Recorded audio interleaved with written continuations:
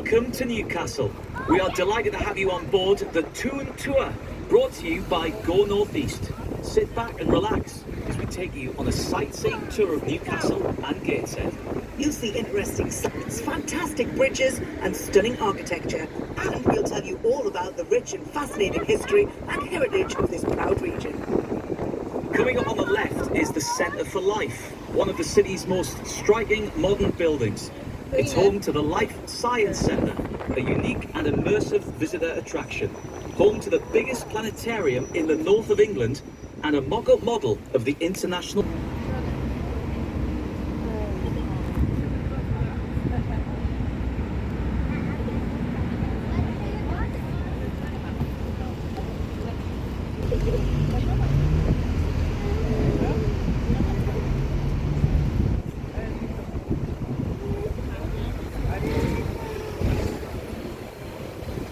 We want to make sure everyone has an enjoyable and safe time during this tour, so please hop off at the next stop for the Discovery Museum, located in the imposing Blandford House. Built in 1899, it was formerly the home of the Cooperative Wholesale Society. A visit to the museum will see you come face to face with the 32-metre-long Turbinia, the world's first steam turbine-powered ship. Built in Newcastle in 1894, the Turbinia once held the record for the fastest steam turbine-powered ship in the world. Newcastle has a proud shipbuilding history. Its once bustling and productive shipyards produced many ships. Probably its most famous ships are the RMS Mauretania, a luxurious transatlantic ocean liner launched in 1906, and the RMS Carpathia, another ocean liner famous for being the ship that helped rescue 705 survivors of the Titanic when it sunk in 1912 after hitting an iceberg.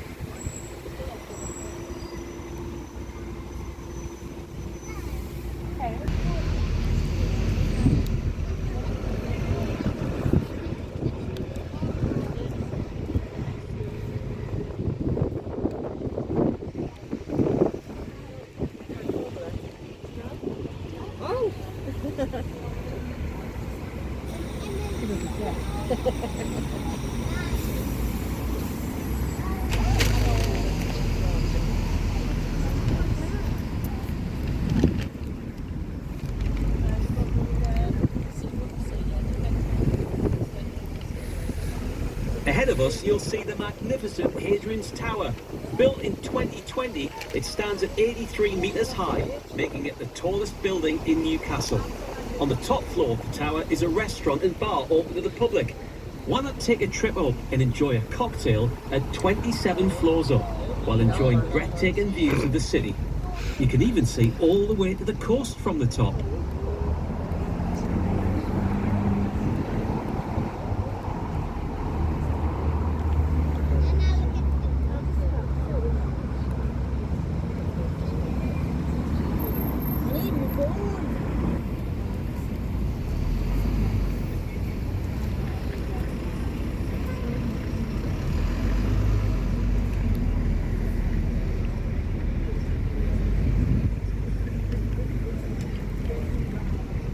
On the right is the Tyne Theatre and Opera House, which opened in 1867 and is a Grade 1 listed building. The theatre's had an exciting history, surviving backstage fires and going through a period as a cinema. It continues to play host to a variety of performances, including plays, operas and... On the left, we're passing one of the remaining sections of the Newcastle town walls, which date from the 13th century and were originally intended to deter Scottish invaders. The walls were originally 2 kilometres long, 2 metres thick and over 7 metres high.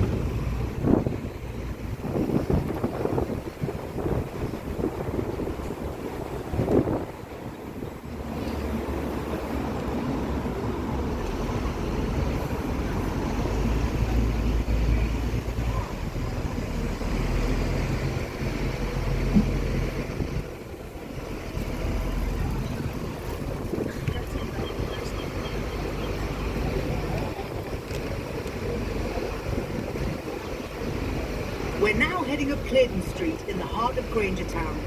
John Clayton was Newcastle's town clerk in the 19th century. Together with Richard Granger and John Dobson, he was responsible for the redevelopment of this part of the city with its distinctive Tyneside classical style of architecture. Don't forget to stop by Granger Market, a traditional covered market hall dating from 1835. The market's open from Monday to Saturday. Inside you'll find a variety of independent traders.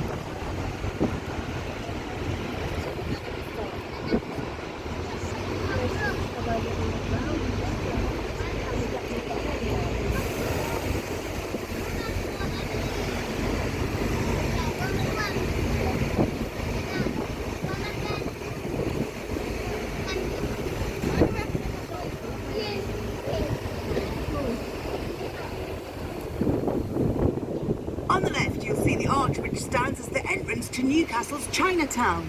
The arch was built in 2004, but the Chinatown area's developed over the past 4 decades, with a selection of restaurants, supermarkets, and other businesses with produce from China and other parts of East Asia. If you take a walk along Stowell Street, you'll notice street signs in both English and Mandarin.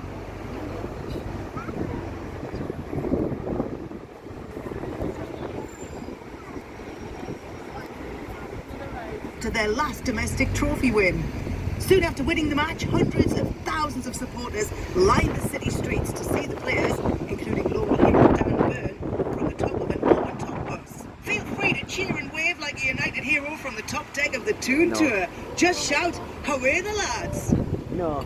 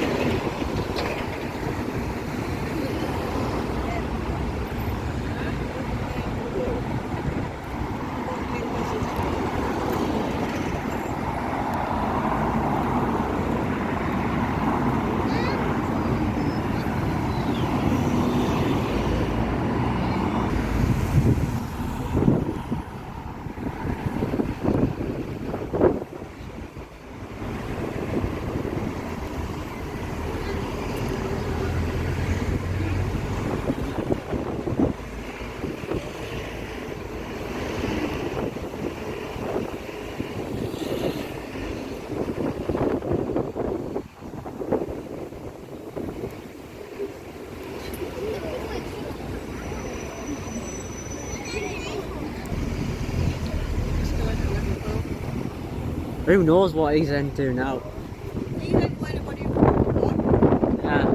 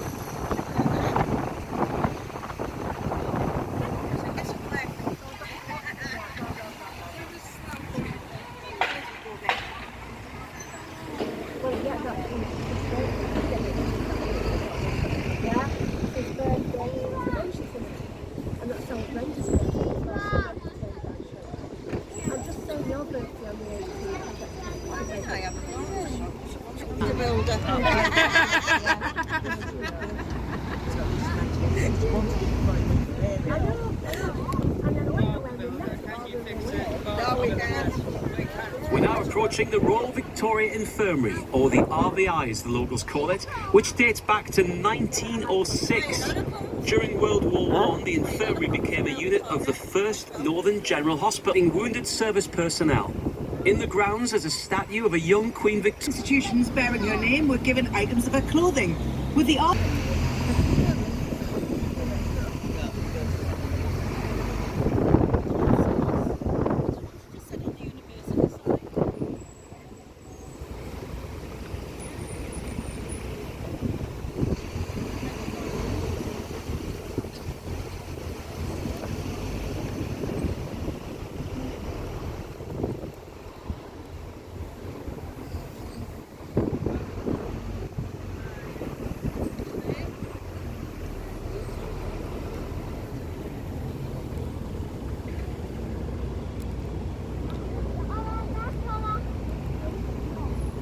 On your right are the buildings of Newcastle University, with the oldest dating back to 1888.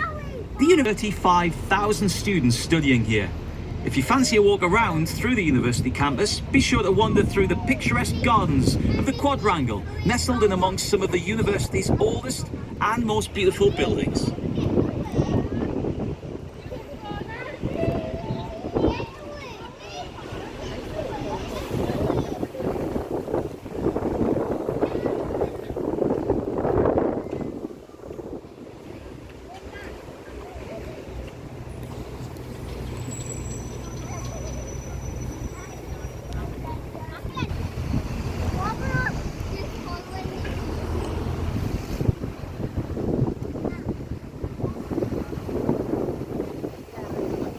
At the end of the road, you can see the gates to Exhibition Park.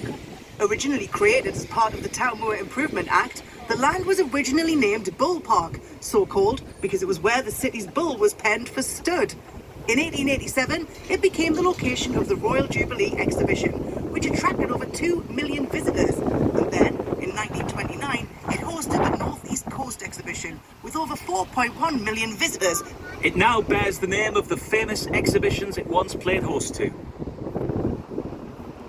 Our next stop is for the Great North Museum, Hancock. Originally built in 1884 as a natural history museum to house the growing collections of the Natural History Society of Northumbria, the museum was originally in Hancock, who helped fund its construction. The museum is great for kids with its many natural history exhibits, and it also houses the fascinating Hadrian's Wall Gallery. This tells visitors all about the intricate history of Romans on Tyneside and the nearby World Heritage Site of Hadrian's Wall.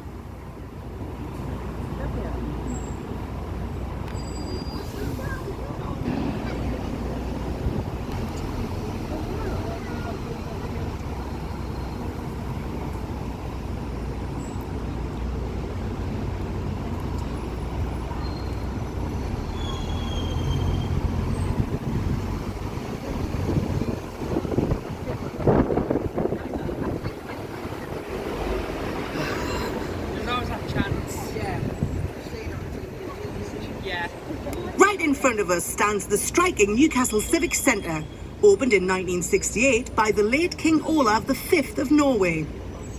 Newcastle's connections to Norway have always been strong, and it's even suggested that the famous George century.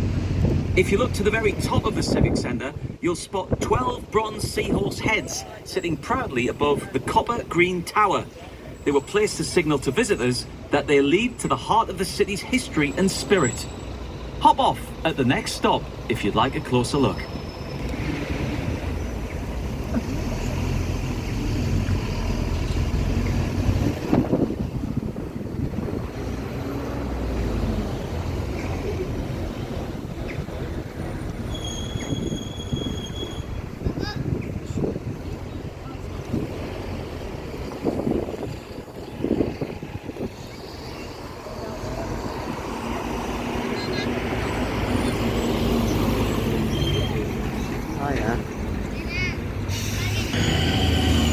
Welcome on board the Toon tour.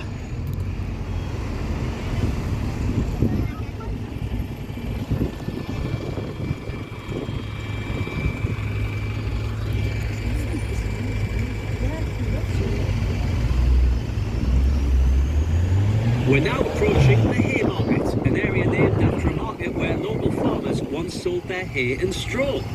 There's no straw to see here. The area is now most well known for Haymarket bus.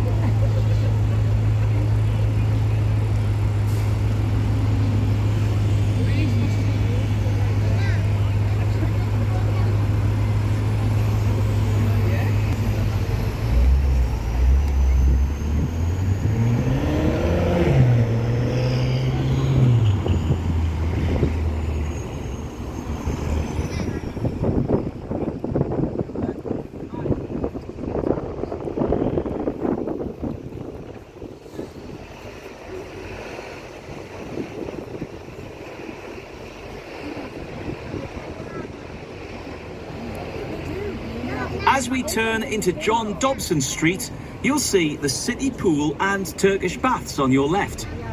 Did you know that Newcastle was one of the first British cities to get a Turkish bath back in 1859? Hop off here for a relaxing visit to the ornate baths. Newcastle City Hall stands proudly next to the city pool. It's played host to many famous acts over the years, including the Rolling Stones, Tina Turner and the Beatles. You might be wondering who John Dobson was and why he has a street named after him. John Dobson was a... Our next stop is for the Laying Art Gallery and Northumberland Street. The Laying is the North East's principal art gallery. Originally opened in 1904, the museum building was a gift from a local wine merchant, Alexander Laying, and is Grade 2 listed. The pavement in front of the museum is paved with glass and resin slabs with the appearance of a fabric carpet and is...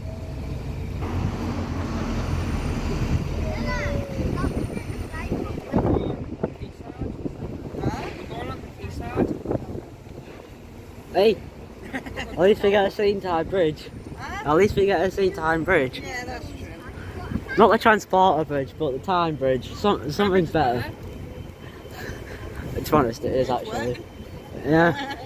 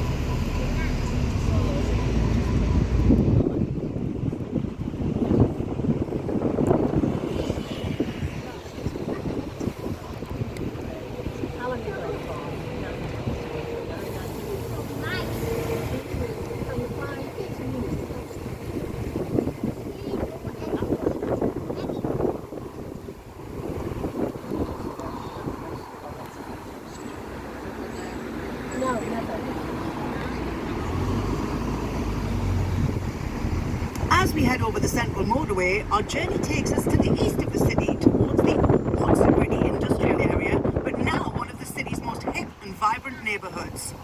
Coming up on your right is Christ Church. This unassuming church was built in 1859 and had 4 aisles of pews with gas lighting and seating for 500 people. The endowment of Christ Church stipulated that the principal parts of the church should be free to poorer parishioners. However, in Victorian times, pew rents were common. The richer members of the congregation would pay an annual sum in return for their pew. In 1861, the income from pew rents was 20 and 10 pence, which is about £3,250 in today's money. There was even a 2-year waiting list to become a pew holder. The church still retains much of its significant mid-Victorian architectural features and is still being used as a place of worship to this day.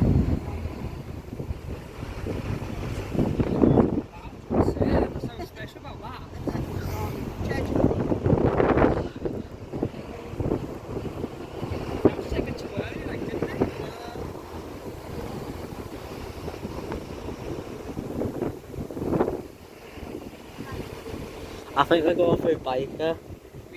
Ant and Deck. I think we're going through Ant and Deck's old place.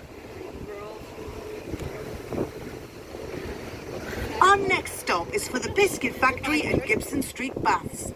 The Biscuit Factory is the UK's largest independent commercial art, craft and design gallery. The building was previously used for producing biscuits, hence the name.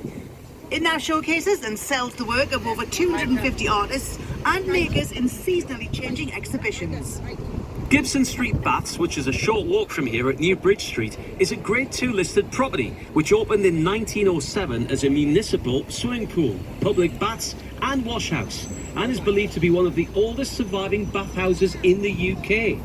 The baths had separate men's and women's entrances, which can still be seen today, and is notable for its ornate tiles and glazed domed ceiling.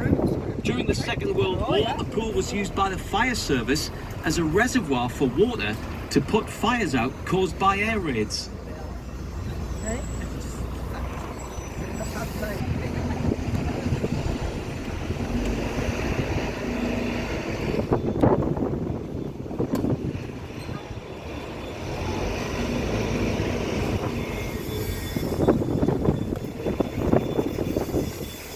On your left in the distance, you'll see the Biker Viaduct. This 2,674-foot S-shaped curved light railway bridge carries the Tyne-and-Wear Metro over the River Ousburn and was a groundbreaking feat of engineering at the time. Construction took place between 1976 and 1979 and presented one of the biggest civil engines in the creation. By Arup and Partners and built by Morlem, the viaduct was a pioneering structure for its era. Notably, it became the first bridge in Britain to be constructed using cantilevered concrete sections with joints bonded using epoxy resin. Yep, you heard that right. This bridge is essentially glued together.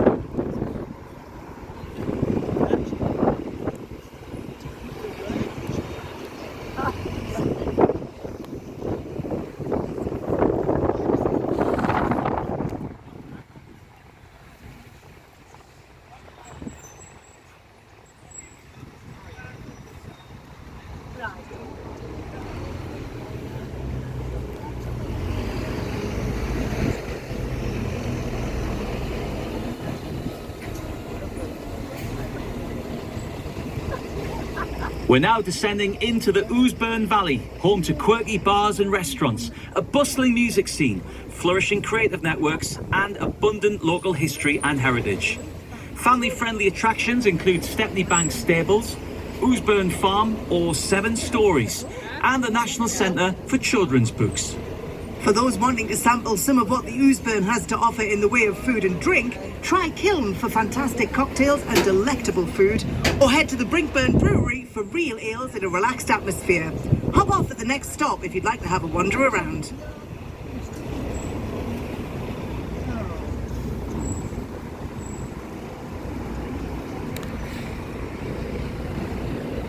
I've been down here. I've walked up this hill. Yeah. Yeah, I had to walk up this hill. It was like climbing a mountain. Can you imagine Marcus doing it? He'd ask it to carry you. He'd dug it up. He'd go, I'm not walking anymore.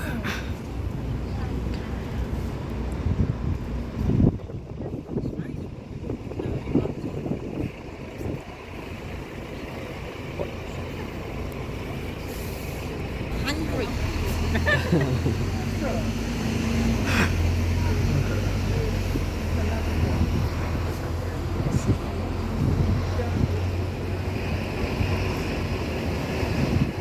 We're guessing that you already know that people from Newcastle are called Geordies. The origin of the word isn't known for sure, but the suggestions are that this dates back to mid-1700s and the Jagan. Whilst the Northumbrians supported the Jacobites, the people of Newcastle were loyal to King George, and so with Geordie being a derivation of the name George, they became known as Geordies. Another theory is that the term Geordie stems from the use of the Geordie miner's safety lamp that was invented by George Stephenson. Whatever the true history of the name, it's fair to say that most people can recognise a Geordie when they hear that distinctive Geordie accent. We're now crossing the Ouseburn, the stream that gives this area its name. In many parts of England and Scotland, the word burn refers to a small stream, brook or creek. So we're now crossing the Ouseburn, the stream that gives this area its name. In many parts of England and Scotland, the word burn refers to a small stream, brook or creek. So Ouseburn quite literally means the stream of the Ouse, or Ouse's stream, as the River Ouse flows through the valley. A lot of ooze there.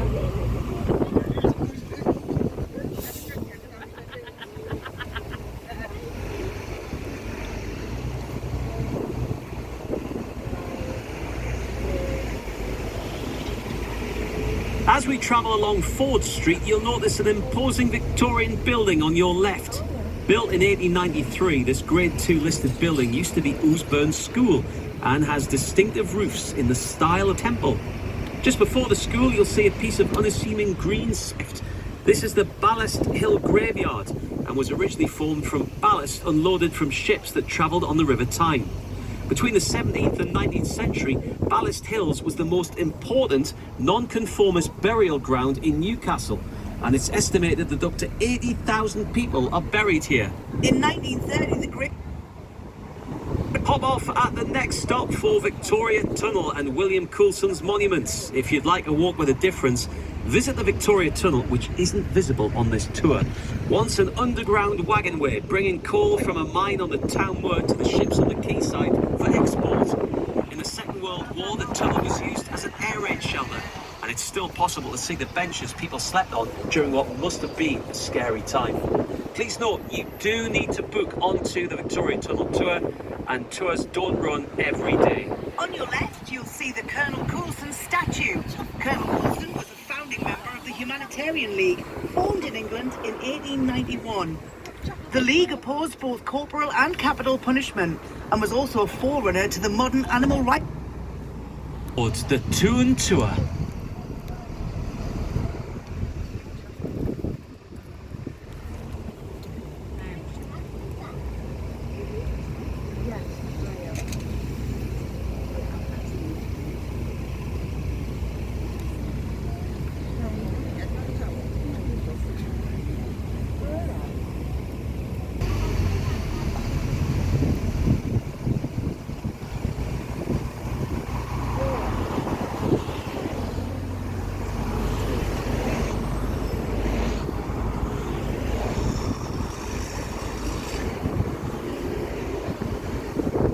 Our next stop on the tour is for St Anne's Church. The Grade 1 listed church was built between 1767 and 1768 in a dignified English Renaissance manner from designs by William Newton, the most successful Newcastle architect of his day. Stones from the nearby Old Newcastle Town Wall, which used to run along the quayside, were used in its construction.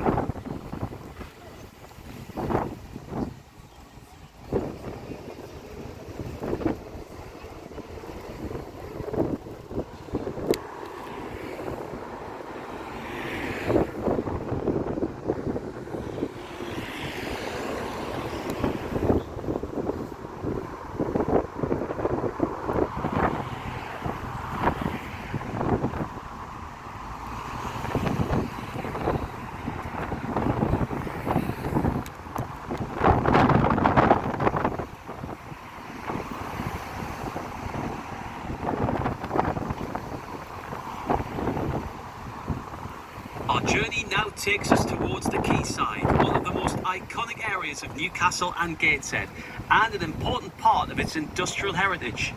By 1860, the Tyne was Britain's second most important river and played a significant role in the country's industrial revolution. The quayside allowed huge quantities of coal mining in the region to be exported easily, powering the industrial revolution in other parts of the country.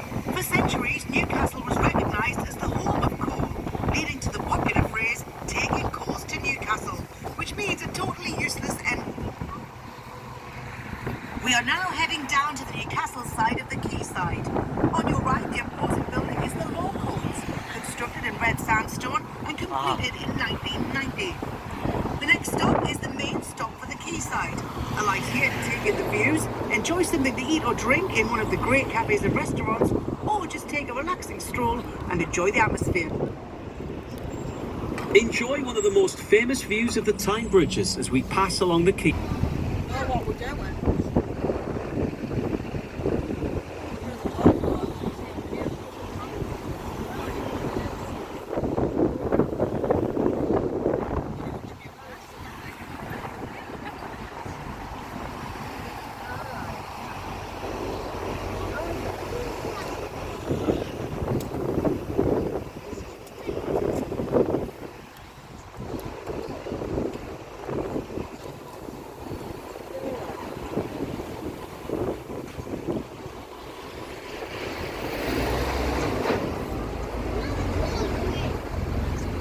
Our next stop is for the Guildhall. This is the historic heart of the quayside and was formerly the medieval heart of Newcastle, home to many wealthy merchants, and some of their timber-framed houses still exist today.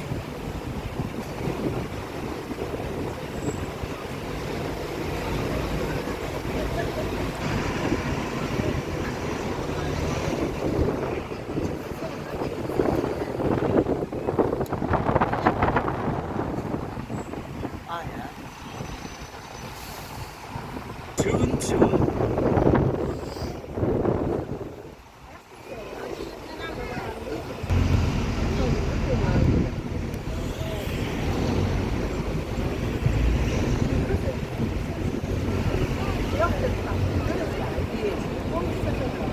As we cross the River Tyne over the swing bridge, we head into Gateshead. The hydraulic mechanism used to open the bridge today is the same one installed in 1876 by William Armstrong. Electrically driven pumps feed a hydraulic accumulator sunk into an 18-metre shaft below the bridge. The water is then released under pressure, which runs the machinery to turn the bridge.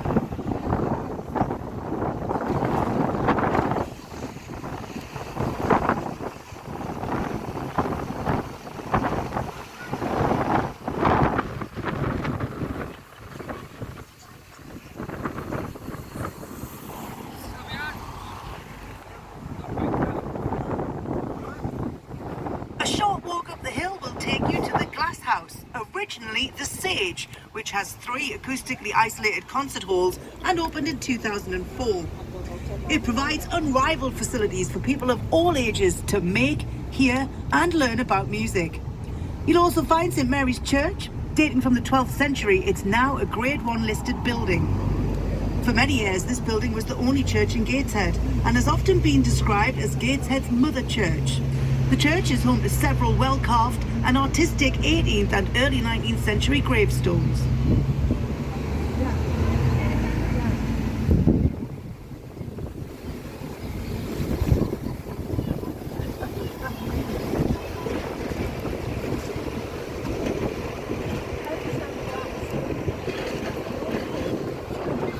Our next stop is the Baltic Centre for Contemporary Art on the Gateshead quayside.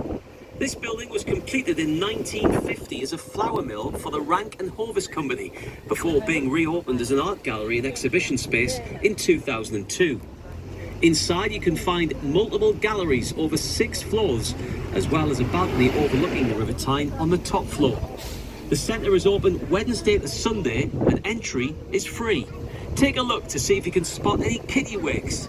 These small seagull-like birds are usually found on cliffs by the coast, but have been living near the Tyne since the 1960s. In fact, the Baltic is home to the furthest inland nesting site for kittiwakes in the UK, making it a fascinating spot for birdwatchers and art lovers alike.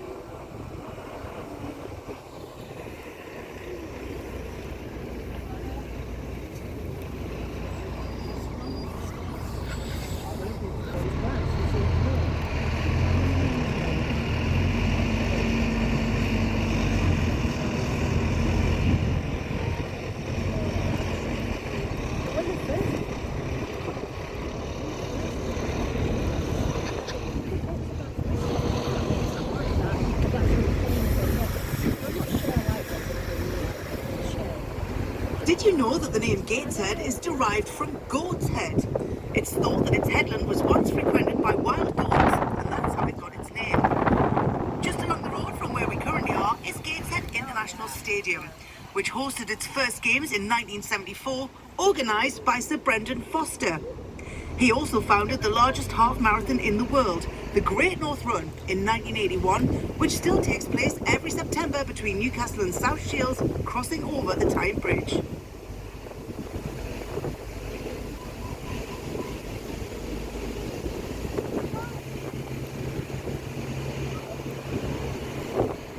Whilst we're in Gateshead, we have to mention the famous Angel of the North. This iconic sculpture, designed by Anthony Gormley, stands 20 metres tall and has a wingspan of over 54 metres. Do you fancy snapping a selfie with the Angel? You can. You can get there easily on our Angel 21 bus service, with buses leaving from Eldon Square bus station, St Nicholas Cathedral or Gateshead Interchange every 7 minutes during the day. Gateshead is also famous for the Metro Centre, which is one of Europe's largest indoor shopping centres. When it opened in 1986, it was one of the first of its kind in the UK and once had a theme park inside. If you want to visit, hop off the Toon tour at Central Station and catch one of the many Go North East buses that run to the Metro Centre. It's only a short 10-minute bus ride.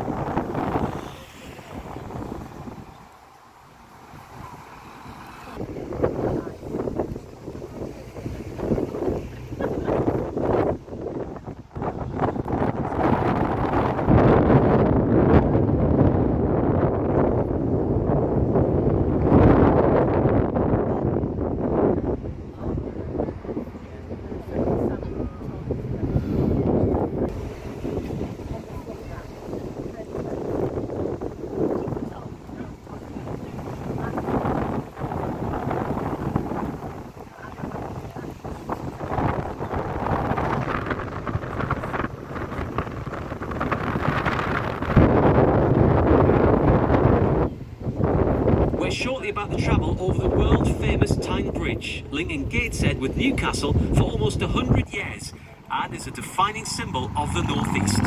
The bridge was opened by King George V in 1928, and at its time of construction, it was the world's longest span bridge. At either end of the bridge are granite towers, housing lifts that once carried people between the bridge and the quayside. Unfortunately, these lifts are no longer open to the public. Trams ran over the bridge between 1928 until 1950, and bus services have always used the bridge. One of the key figures in the Tyne Bridge's design was Dorothy Buchanan, a pioneering Scottish civil engineer. In 1927, she became the first woman to join the Institution of Civil Engineers. Her expertise, particularly in steelwork, played a critical role in the bridge's successful completion. Nowadays, over 70,000 vehicles use the bridge each day, and it's one of the busiest routes in and out of Newcastle. The bridge is currently undergoing a major restoration programme to preserve the Grade 2 listed structure for future generations, and will see it return to its former glory so that it can shine proudly as one of the UK's most iconic landmarks.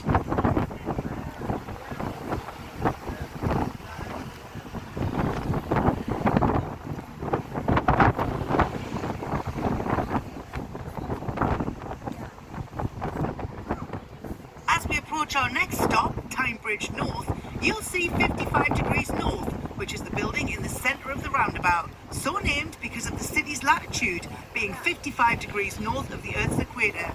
You can get off here to experience the restaurants and bars at Dean Street.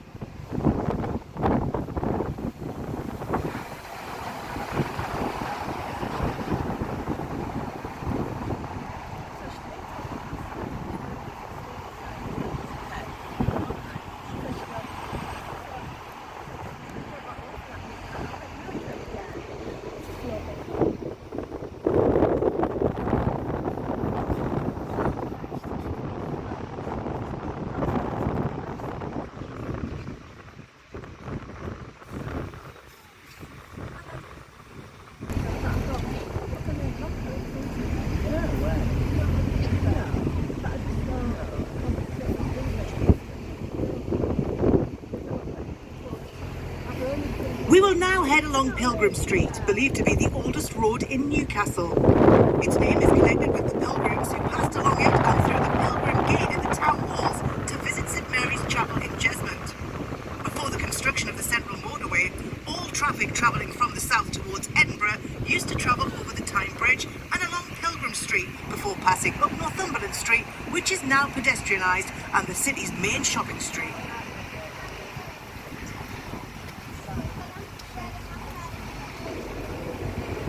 Our next stop is on Market Street, a light here for Gray's Monument, Theatre Royal and the city centre shops. The Theatre Royal is on your left. It was first opened with a performance of Shakespeare's Merchant of Venice in February 1837. However, it was rebuilt following a fire in 1890 following a performance of another Shakespeare play, Macbeth, which is said to be cursed with misfortune.